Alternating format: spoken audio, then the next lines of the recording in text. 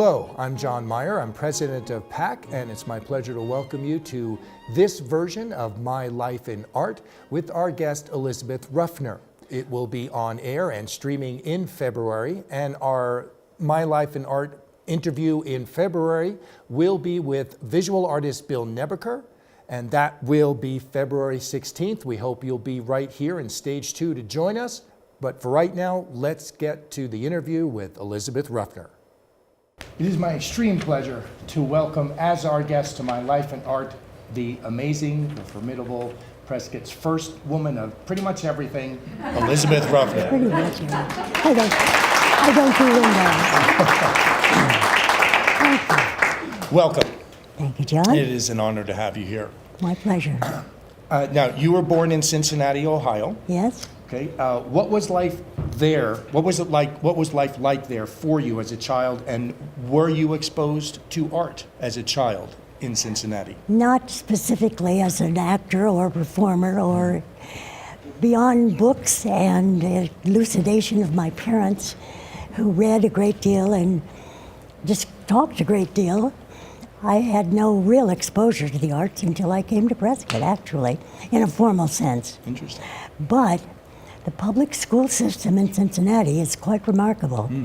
In the sixth grade, one could take an examination and go to a college prep junior high school.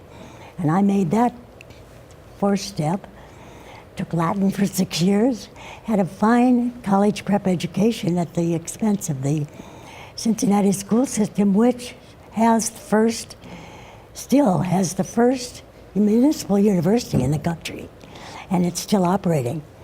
And so from that system, I went to the university system of Cincinnati. But in grade school, well, I was exposed to the art, of course. I hadn't thought about what you were going to ask me. In grade school, we got on the streetcar and transferred to go to Cincinnati Music Hall, which is still there, operating. Nice. And those school children are still going to the Cincinnati Music Hall.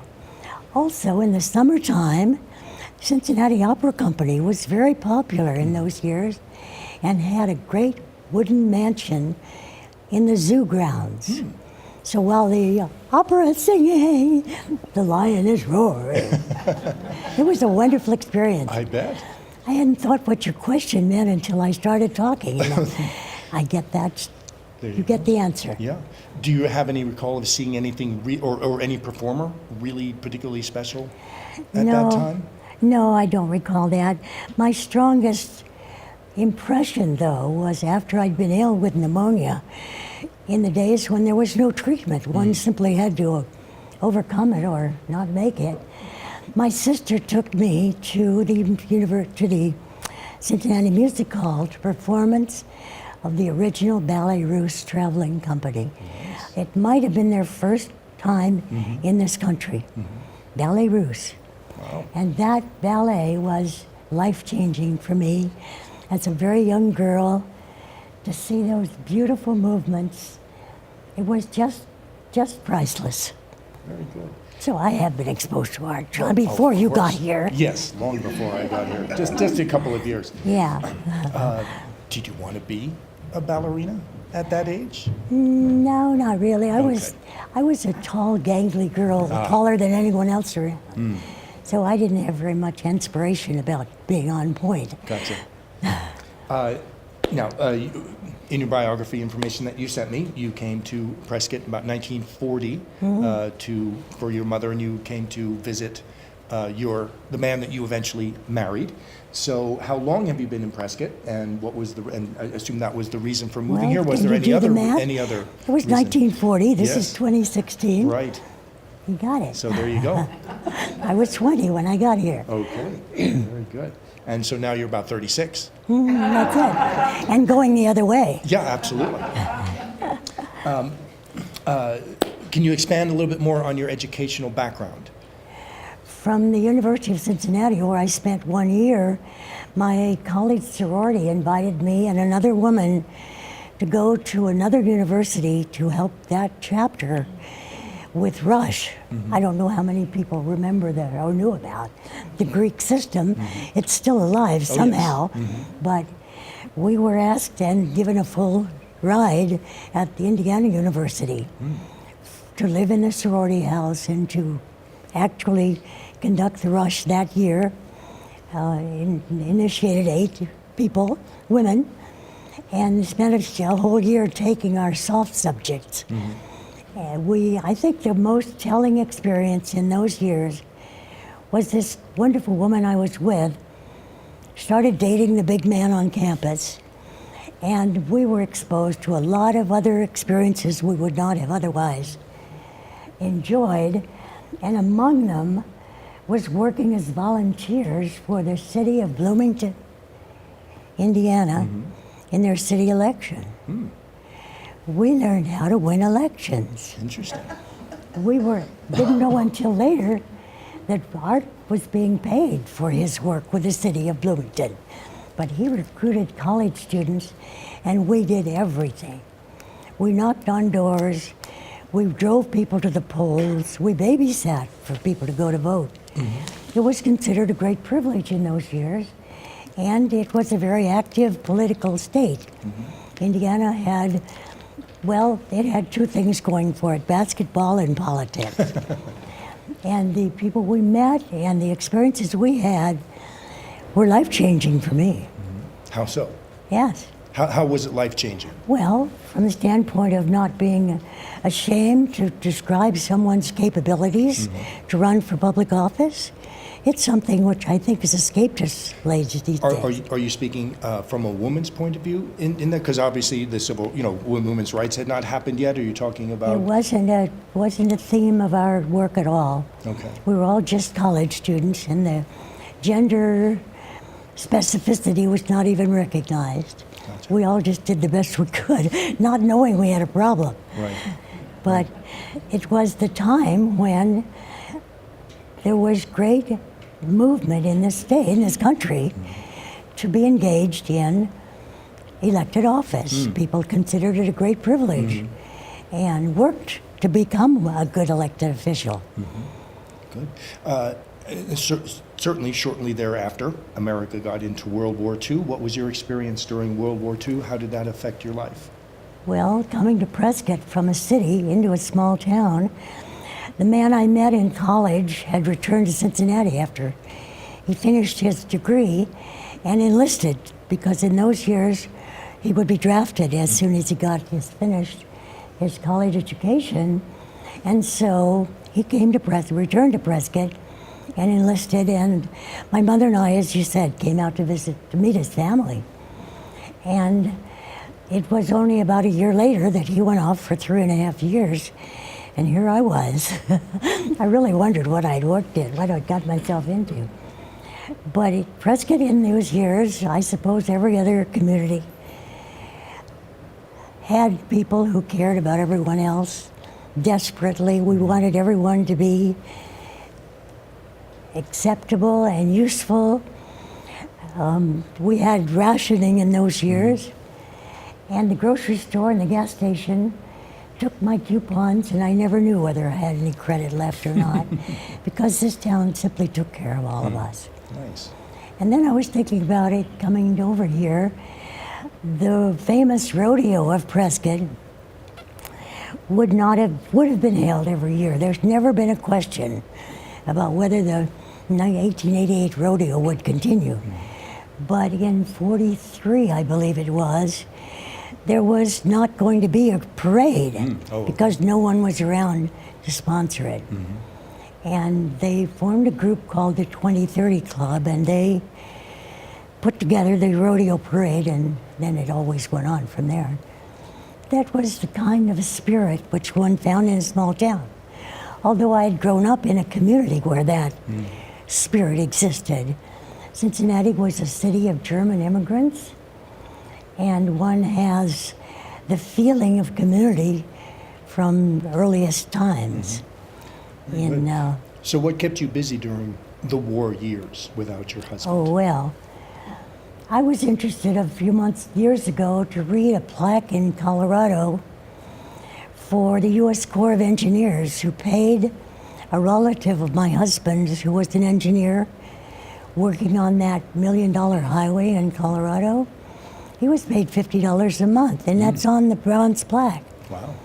My husband left Prescott with a wife and a child, and he was paid $50 a month in 1941. Well, I had to go to work, so I got a job.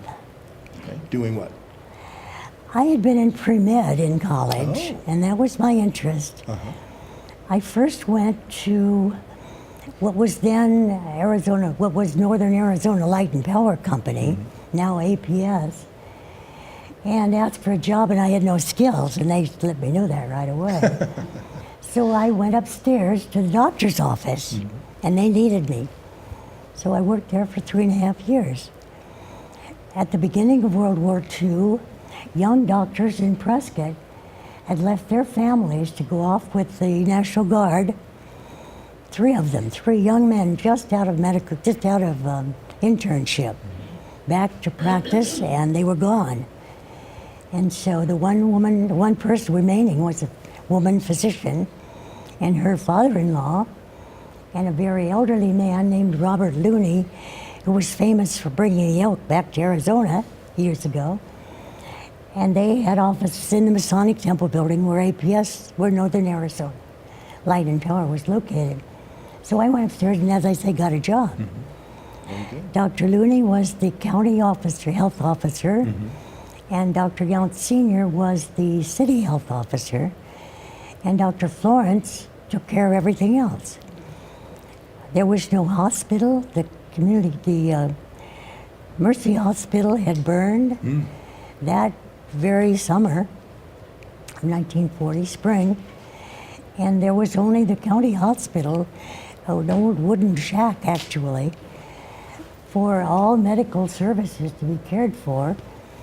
And so we did a lot of it in the office. And that was a time of discovery and really invention in medical practice, as well as just living. Right. Good.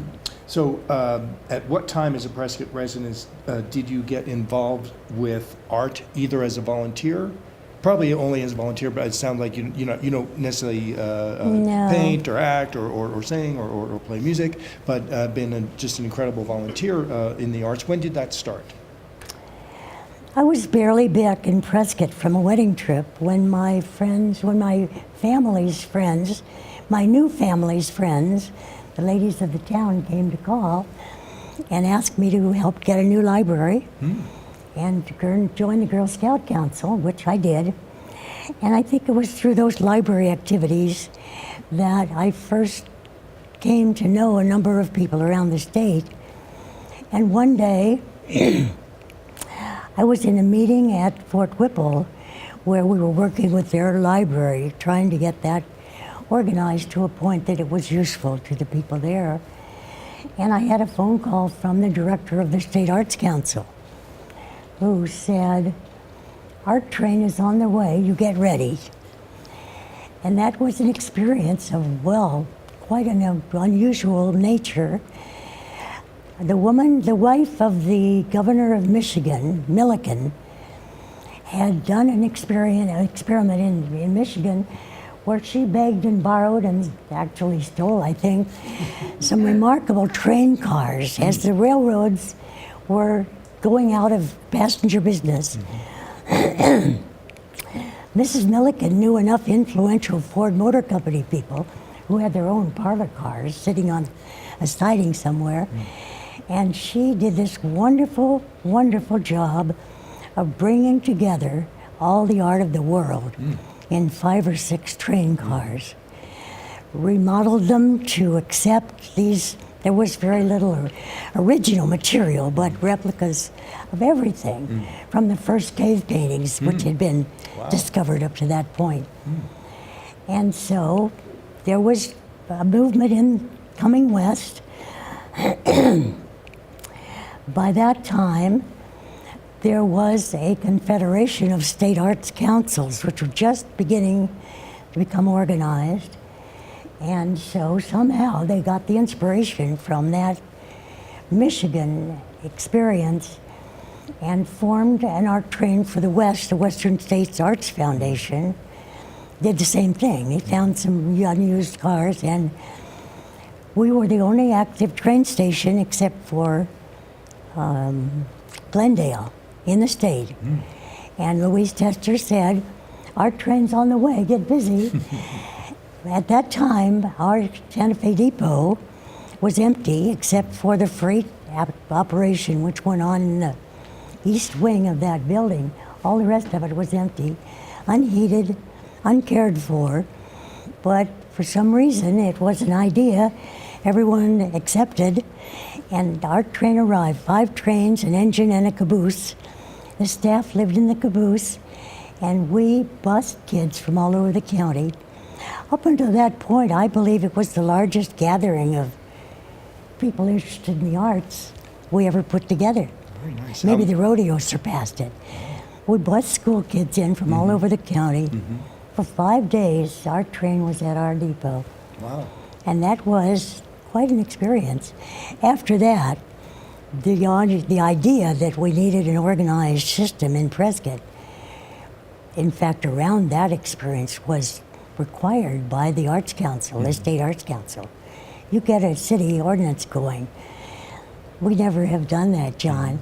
But because the Arts Council has stayed alive, and some years ago, when the voters of Prescott were willing to tax themselves and their visitors to pay for opportunity for experience in the arts, we have been able to get the city funds to direct to arts commissions, nonprofit arts groups.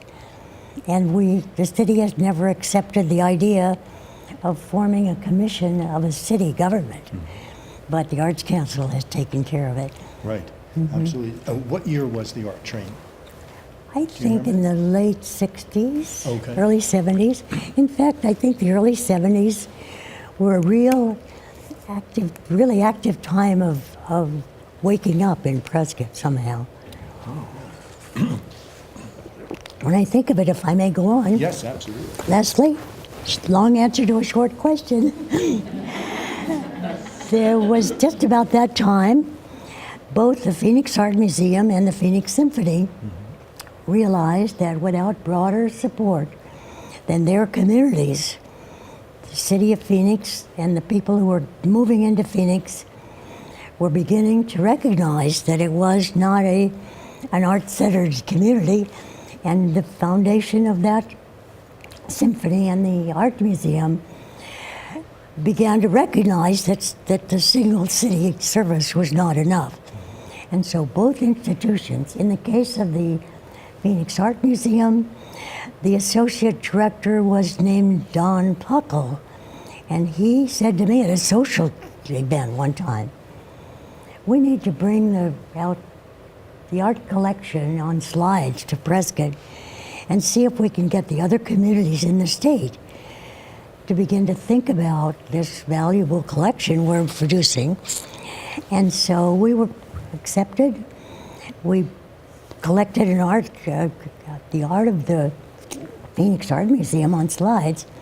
And at that time, we were working on leaving the Carnegie Library, planning to get a new library. And that was to be the focus and the location of this Phoenix Art Museum collection.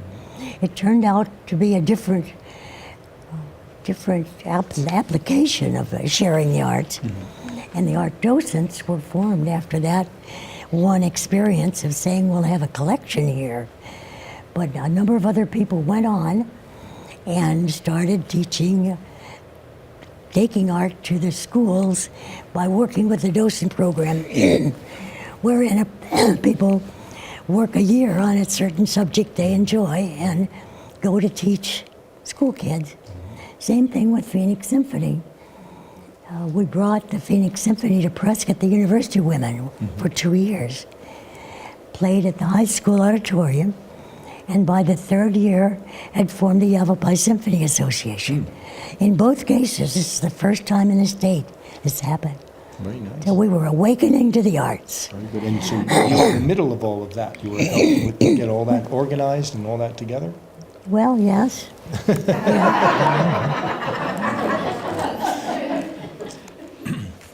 Were you leading any of those committees or just part of the committees at that point? I said, well, yes. No one does anything like this alone, John. No, of course not. And if you have an idea is good enough, attract other people, they all come. Certainly, absolutely. And that resulted in our hiring John Meyer from Florida. Yes. Do you have, did you or at any time have you ever been connected with the Smoke Eye people? And My or husband museum? was an active Smoke Eye from his earliest years, but I was never one of the members. I went there every weekday night, all summer as they practiced, and brought food and worked, but I never became a squaw, bad word. My husband was very active. In fact, he was initiated in 1939, and in 1940 he initiated Barry Goldwater as he was the sponsor. Our kids were all involved, everybody in the town was involved, but I was never actively involved in Smoke Eye, Okay. directly. All right. Do you have a favorite art category? Is there one kind of art that you enjoy the most? That says Gustav Klimt. Okay. I think this experimental or experiential or whatever kind of art one thought about with Pollock. I think Pollock was coming along when I began to be aware of the visual arts. And I like the idea of just letting it all hang out, dribbling. Very good. Were you ever involved with the Accra Foundation, Akronite? Ever do any work with them? I spent many hours with Levon Anderson, the woman who brought that all into Prescott's conscience, but I never directly was involved with producing anything for Accra. She had a marvelous idea of making this, what is now the J.S. Accra Park on South Virginia Street, a Michigan summer camp, music camp, like the Berkshires in Michigan. Those places, those states have made a remarkable effort on the arts in order to do it by doing summer camps for kids. And that was Levon Anderson's idea. And she produced a number of different kinds of activities to try to forward that idea of hers. Unfortunately, she didn't live long enough to see that remarkable land be brought into another use, as a park. But the Accra Night and the other Accra events are because Levon Anderson carried that movement practically alone. I can still see her before the city council, giving them the word. I think we touched on it just earlier, but in case we can explain it a little more formidably, it sounds like it sort of came out of the art train. How did PAC come about, and when? Because of that, Louise Tester, who was the first director of the State Arts Commission, I'll go back a moment. Barry Goldwater, Mr. Conservative, was never as conservative as other people portrayed him. And the first year, I believe it was in the late 60s, that the federal government chose to create both the endowment for the arts and for the humanities, two separate endowments. The states were given the opportunity of using federal funds to produce organized state activities in both the arts and humanities. Unfortunately, Arizona started off by the governor making an Arts and Humanities Council combined. And the hardest thing to do is to give people the understanding of what the humanities study means and how to use those funds, as opposed to the way to use money for the arts. So Arizona struggled for several years and then decided that there would be a separate commission for each of those two federal programs. As far as I know, the humanities have never been funded in this state except by federal money. The state has come into the arts funding to a degree, off and on, But because of those women and others organized to get Arizona moving in this direction, Barry Goldwater, in his first year in the Senate, well, it had to be 64, I guess, said to his colleagues, we must require the Congress to approve these funds as the budget year was coming up. The people in my state tell me that these endowments mean everything in the world to them. Those first years, there were humanities programs on the Indian reservations, and he had a great deal of support from the Indian people. He was beloved by a number of the Indian tribes because he never looked upon them as being any different from any of the rest of us, and was a marvelous friend. So by Barry's exercise of influence, which was pretty heavy in Washington, the second year the two endowments came up to be funded, he stood on the Senate floor, in fact it's in the congressional record, demanding that these endowments be funded for the benefit of the states. Good. So you were instrumental in helping Well, PAC to get started? pardon me. Yes? Oh, I'm sorry. Louise Chester said you get organized, so everybody got organized. Because there was an opportunity for all of these activities then to be co-sponsored. Right. Okay. So what was your role in getting PAC off the ground and getting it After our organized? train, Louise Chester said, I told you I'd get off on it. That's okay. In order for the effort to be respected and continued, we had to form a local group.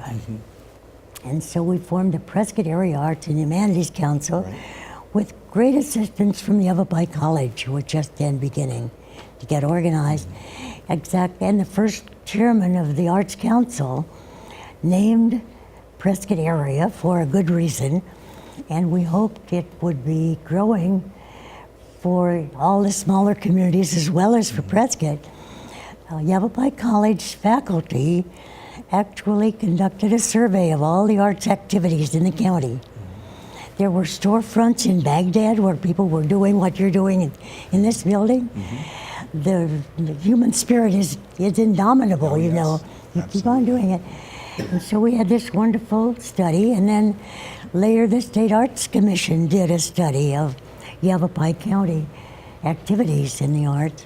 But before that, Prescott Arts and Humanities Council got organized. That seems to be the most direct work I've done in all these organizations of forming nonprofits. The directions, because they come from the federal government, are pretty complex. Yes. But in order to form one small nonprofit group in a small western town, you only need to know about a fifth of that information. And I was able, because anyone who can read can do it, follow the instructions. Forming that nonprofit was a reasonable exercise.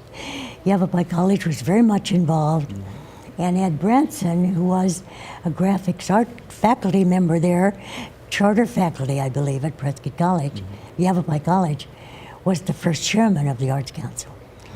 And it's alive today. Yes, it is. Because of people like you. Oh, thank you. You're chairman, are you not? President, yes. There you are. Same thing. It takes a lot of different people. Right. What was there any particular goal as the formation, as the PAC first formulated? Was there a specific goal in mind, or was it really just to help keep the arts alive, help fund whatever arts organizations were here at the time? I think raising awareness was our major need. And then the goal would have been that countywide, we really hoped that small groups all around the county, through Yavapai College, because they had ambition to be teaching classes in all the smaller towns, would pick up on this idea of being a part of a coalition of art-interested activities and people. The college has up and down supported various kinds of arts programs, and we have I think one of our major stumbling blocks over the years was that we didn't sufficiently interpret our need for community involvement, and artists were disappointed that we weren't directly supporting individual artists or arts efforts. The whole idea was that it would become a magnificent and large countywide community effort to promote all the arts. And that means organizing a play group for Baghdad, I don't know. But anyway, Sure. you could do that. What I do is get the people interested and say, get it done. Right. And now you're doing it. Right. And I believe fine arts, Prescott Fine Arts Association was an outgrowth of that same consciousness level raising due to a couple of people who had an idea that we needed a place to show fine art. Yeah. One woman. Sure. They wanted to buy the Santa Fe Depot and make an art gallery out of it. Turns out a very generous, wonderful woman bought the Catholic Church in 5 lots and gave it to them. Yes, you did. And that was the kind of consciousness rising we were hoping to do. It evidenced itself in many different ways. But I really believe that all of those activities and involvements of individuals getting together and saying, let's do this or do something, is the result. Good. How did you get involved in the restoration of the Elks? Somebody said, why don't you? There are people here who did as much. There's a long story behind that because it is a family tradition for many, many, many people in this community to have been involved with the Elks, Sure. with the lodge. The lodge had not only its lodge room on the top floor of that building, but a large meeting room, party room. I don't remember what to call it at the moment, but half of that 3rd floor was a place where they had a bar and a restaurant, and it was the place for business people downtown. And for families, they celebrated all kinds of family events there. And because of the community's need for a theater, we didn't have any high school theater at the time. The use of that particular space, which had everything anybody needed, was used by everyone in the community. The Monday Club had one of their first fundraisers there with Miss Charlotte Hall in her own appearance on the stage. Wow. Later, we had reenactments of the first performance when we reopened that theater Yes. of Jaja, who happens to be here today. Yes. It was a community asset owned by the Elks Lodge. And my husband's mother, who was a musician, probably, according to the work done by Parker Anderson, talk about how these things get done. These people all do it. Yes, they do. Parker Anderson has read every playbill, every newspaper account, every article about anything ever to happen in that theater, and it's listed decade by decade. It's at Charlotte Hall Museum, if anyone wants to look it up. But according to Parker's research, my husband's mother was on that stage more than any other person over the years. My daughter Melissa disputes that story, but we'll balance that out someday, I don't know. But it was really a community, family tradition to be there. And then movies came along, Yes. and movies kept that theater alive for many years. It was because of another person who happens to be in this room who said, my boss says we have to save the Elks. And Richard Sims at the museum, knowing the history of Charlotte Hall Museum's connection, said to his curator of education, Warren Miller, get busy. So we all got busy. I don't claim any fame at all. I just happened to be here because of longevity and perseverance. A lot of other people have been involved over the years. But when an idea is good enough to gather people to do experimental theater in this space, Yes. you know how it works. Sure, absolutely. Oh, I had a wonderful question. It just went out of my head. Do you have any particular fond memories of attending the Elks? You know, when you first got here, or as you were through the decades, 40s, 50s, 60s, of seeing anything in particular, or? More than the Elks at those years, my early years in Prescott, the studio theater was the place to go. They had bank night on Wednesday nights, and they gave away dishes. They were trying to get people into that theater by holding. I think it was a national activity to keep people going to buy movie tickets, Right. to go to see film. I don't have any particular remembrance of the theater itself until Warren Miller had an overcoat party there when he didn't have any heat, and we started raising money to bring it back, and we did. The studio theater was in the first building built by the Goldwater Company in Arizona. They'd had another building, another business down on the lake, on the Colorado River, and then Prescott's building was the first building the store built. And it was the lodge of the the Masons. Yes, the Masonic Lodge, the first in the state, was built in that building by the Goldwater family. Their mercantile on the ground floor, and the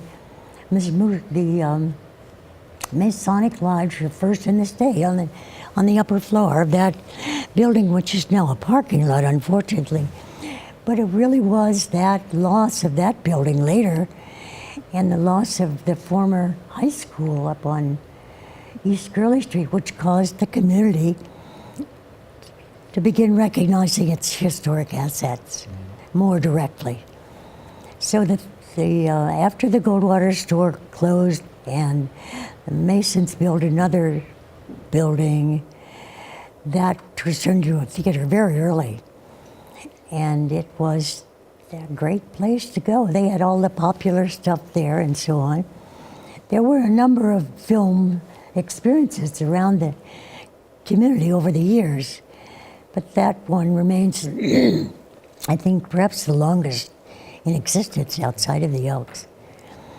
But when I started going there, it was not that I had any particular connection with the theater itself, except through family interests. But the need arose, and we did it. Mm-hmm. Yeah, you certainly did. Did a great job with it, too, as a matter of fact. So this may be a little bit of a redundant question, but it might let you fill in some of the gaps. So you've been in Prescott for a few years, as we've established. How would you, or can you describe how the cultural landscape has changed from when you arrived in 1940 through those 7+ decades you've been here? What have you seen that has changed, either for the good or for the worse?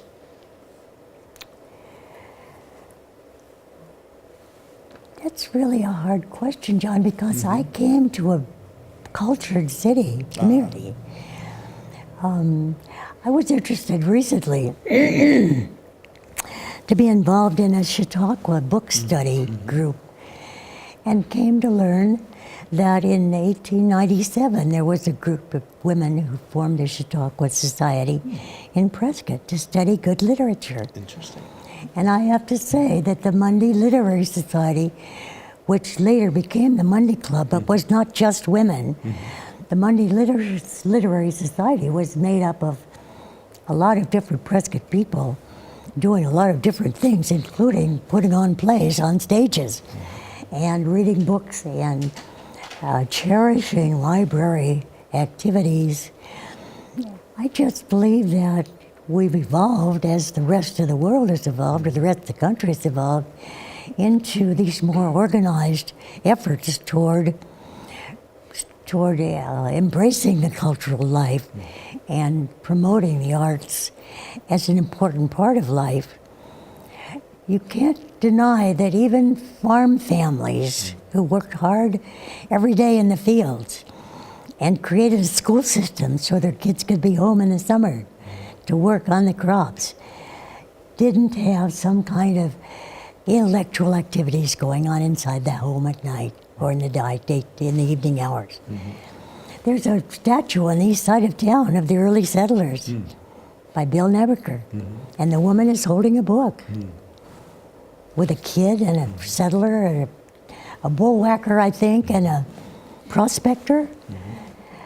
I don't believe we've ever made more steps in one direction or another in the arts at one time or another. I think human nature is evolved enough in the 20th, 21st, 19th, 20th century that we consider these cultural activities as an important part of life. Absolutely, of course. And the consciousness level rises and steps. Right. So I was going to ask the question, but I'll answer it sort of at the same time and then ask a new question. So I would assume that you feel the state of the arts in Prescott is pretty good right now. We have a lot to offer.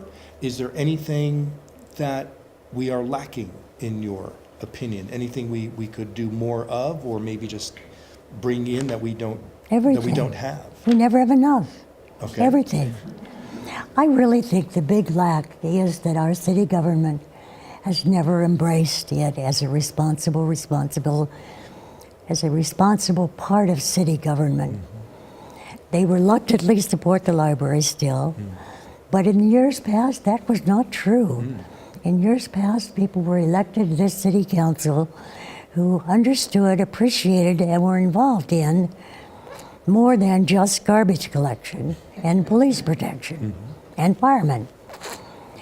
The attitude needs to be adjusted. That's all I can say. Okay. And I'll keep trying to do that. All right. Yeah. You all help. You all have to do it. Is there anything you'd still like to accomplish in the arts, or just in general, but particularly the arts here in Prescott, which you haven't been able to up to this point? I have 6 books waiting to be read on my bedside table. I'd like to read more during the day, but I've never been able to, I guess because I hit the ground running, I've never been able to read for luxury during the day. I have to do something else. Yeah.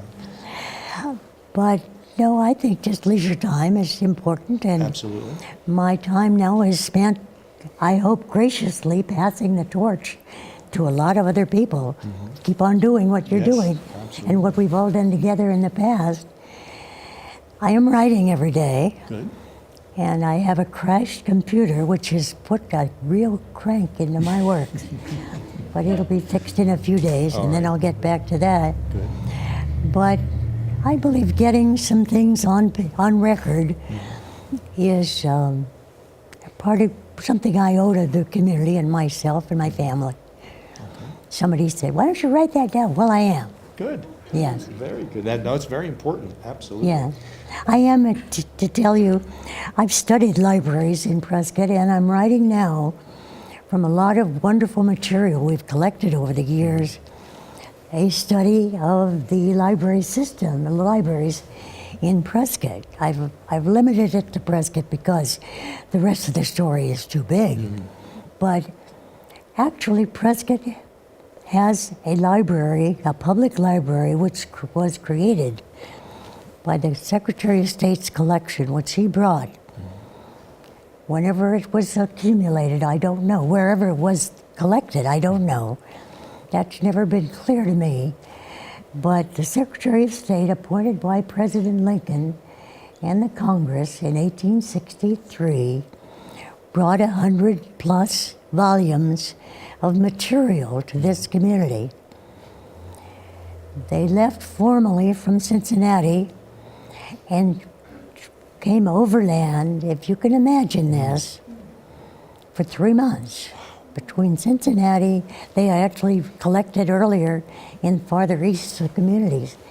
But the final collection point, 3 months, by mule, by oxen, by cart, by foot, by boat. Wow. That 100+ books arrived in Prescott, Arizona. Among it happened to be William Hickling Prescott's study history of the conquest of Mexico, which was all Mexico land when we first acquired it in the 1860s, this land. He sold that book, that collection of books, to the state, to the territorial legislature that first year. So that's the beginning of Prescott's public library system. The elected officials could take the books home. The public was not allowed to remove them from the governor's mansion. Wow. But there was an ad in the newspaper in those early years begging the elected officials to return their overdue books.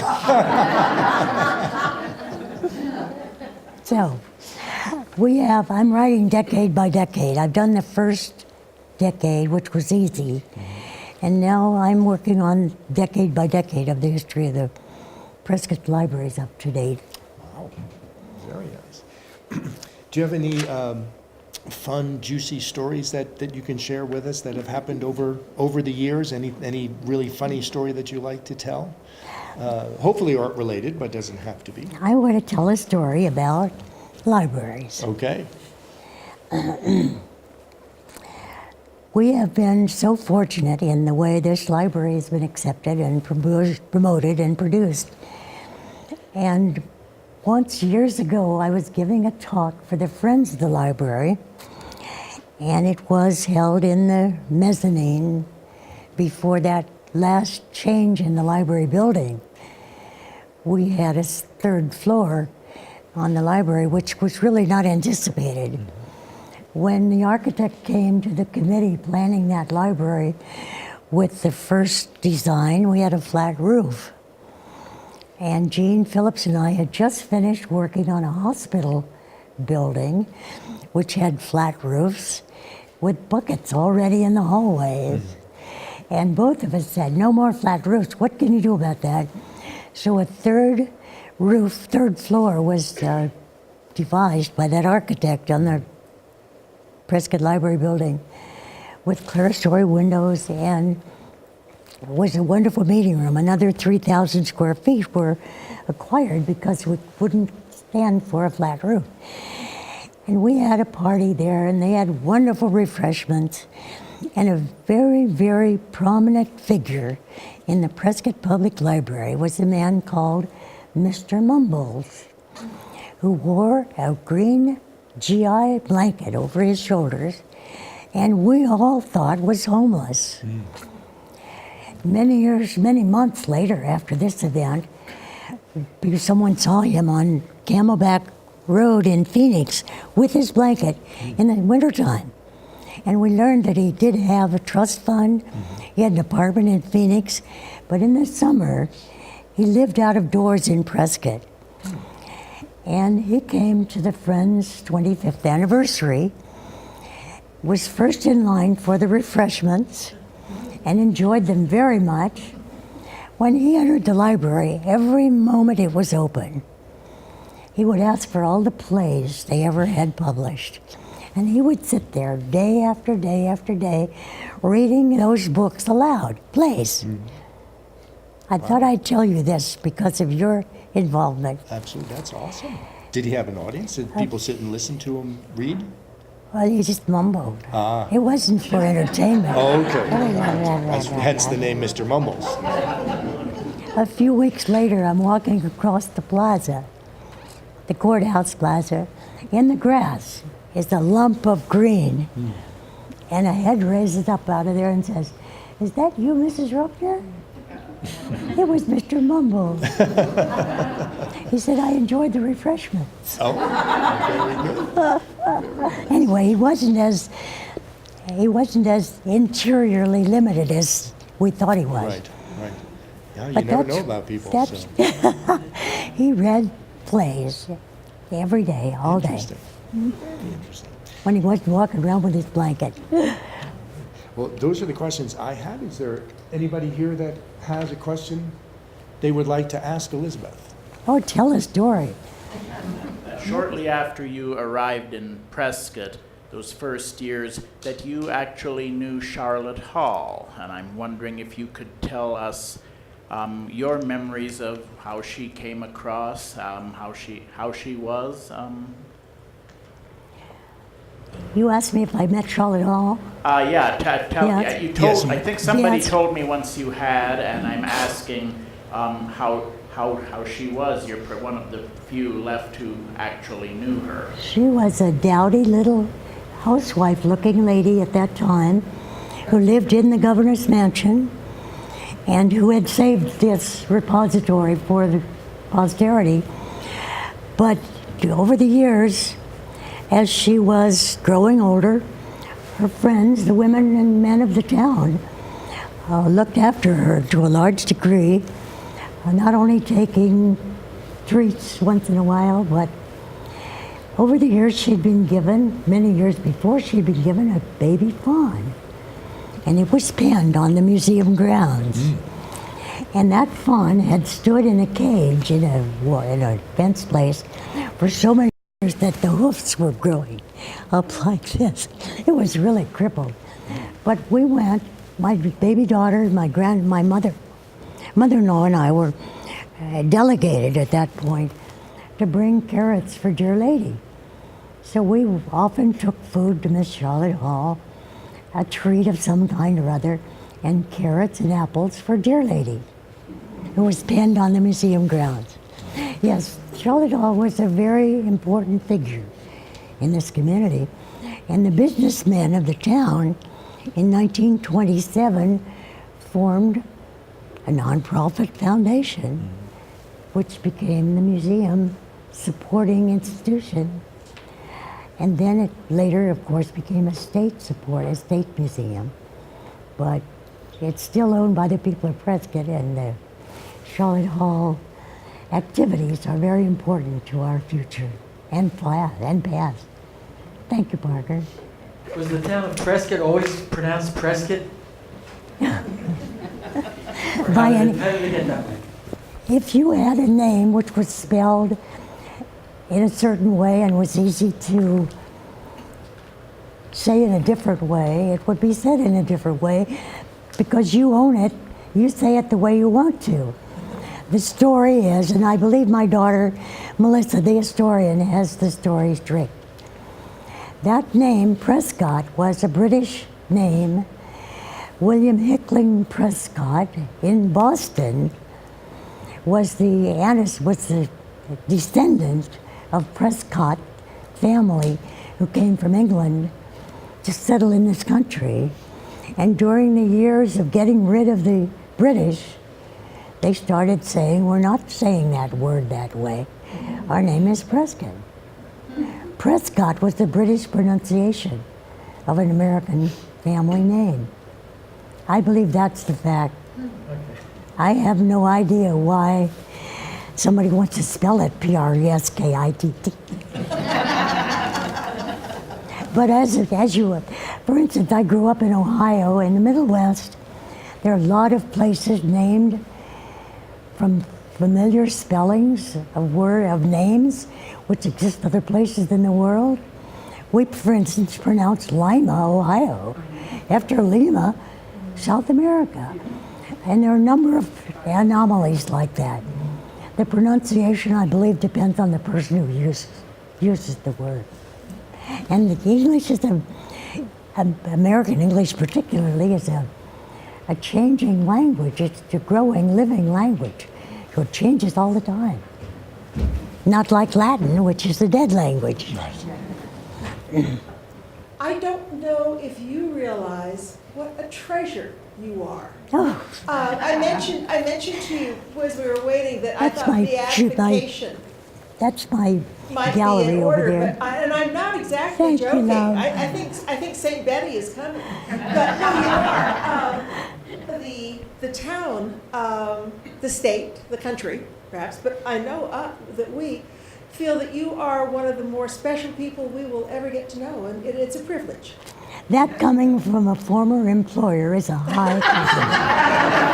A high compliment. Thank you very, very much. Thank you all. We'll see you next time.